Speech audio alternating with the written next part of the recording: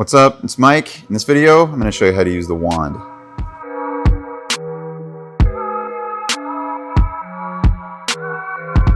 One of the coolest things about the C2 system is the wand and how you move the camera around with it.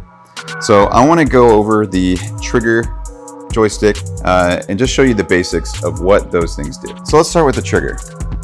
When I use the trigger, it's like I'm virtually grabbing the camera. So I'll just squeeze the trigger and then I move my hand around in space and the camera follows exactly what my hand is doing. And I've got complete control. I can tilt, I can pan, I can move it around. I've got horizon lock on so it's not gonna roll on me, but if I turn that off, then you can really see that I do have complete control over what my camera is doing and how it's moving. So that's a trigger, it's that easy. Super intuitive. Now let's talk about the joystick. Instead of virtually grabbing the camera and moving it around, this is more like you're driving it around.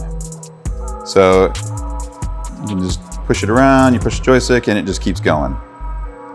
Now the cool thing about this is that the robot always knows how the wand is oriented and where it is in space. So that means that if I push the joystick that way, the camera's gonna go that way.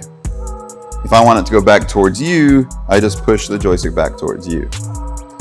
Now, if I turn around and I'm on the other side of set and I want it to go that way, I still just push the joystick that way. If I want to go back towards you, I push it back towards you.